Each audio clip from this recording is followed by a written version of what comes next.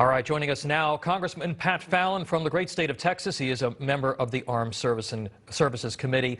Congressman Fallon, you've heard what Vladimir Putin did today. You saw what he did today in terms of increasing his nuclear readiness, and I'd like to get your response to that.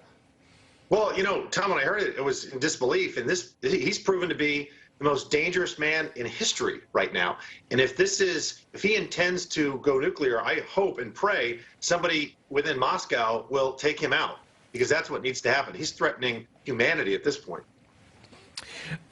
Congressman, there's been a lot of criticism of the Americans' ability to help Ukraine. President Zelensky is begging for increased support from NATO and the United States. He's actually called out the Biden administration here. If you were in charge, what would we be doing at this point to try and ensure that these folks who are dying in the streets have the supplies they need to keep this fight going and to push Russia back? Tom, great question. The first thing I do, we have to focus on asymmetrical warfare. We need to provide sniper rifles and plastic explosives and anti-tank mines and IEDs and more javelins, more harpoons to take out some ships, more stingers to take out their airplanes, plenty of machine guns and plenty of ammo. Because the Ukrainians, they're a tough breed. We have to remember they're only a few generations away from the ones that took on the Nazis. Because the last power to invade, the last guy to invade the Ukraine was named Adolf, and it didn't end well for him. And if we provide them the tools, I think that they can, they've proven that they can take it right to the Russians. 8 million Ukrainians died fighting Hitler. And of course now Vladimir Putin says that it needs to denazify Ukraine, part of Putin's propaganda machine. The other thing that I would be remiss if I didn't ask is, Congressman, why are we still buying Russian oil?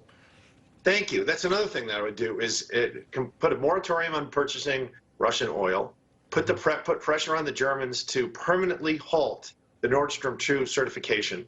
We should put all the Russian corporations and banks, and we should take them out of SWIFT. There's only two nations in the world that don't participate in the electronic global banking system, and that's Iran and North Korea, because they're pariahs. And if you act like a pariah, you should be treated as one. Yeah. Congressman, as we go into the State of the Union coming up on Tuesday, the President is going to have to find something to say to the American people about this. President Zelensky, we have heard reports, the Associated Press has reported, that President Biden offered Zelensky a way out. He said that they would help him get out of the country, basically abandon his own country and his own people in their hour of need. Zelensky saying, I don't need a ride. I need bullets. I need ammo. How are we as a country going to be trusted again if we don't come to the aid of another one of our allies? No, again, it's a great and fair question. I signed on to a letter in November beseeching, begging, and pleading the Biden administration, along with ranking members Rogers and Inhofe, to send more lethal aid then. And look at some of the strategic mistakes that Biden made. As soon as he got into office, he cancels the Keystone 2 XL, but he greenlighted Nord Stream 2. And then he puts a halt on federal exploration for energy and on federal lands and offshore. That's stupid. And we're fumbling the ball when we have energy independence. That's also power and projection. So I'm hoping at the State of the Union, he will actually project some strength for a change instead of weakness.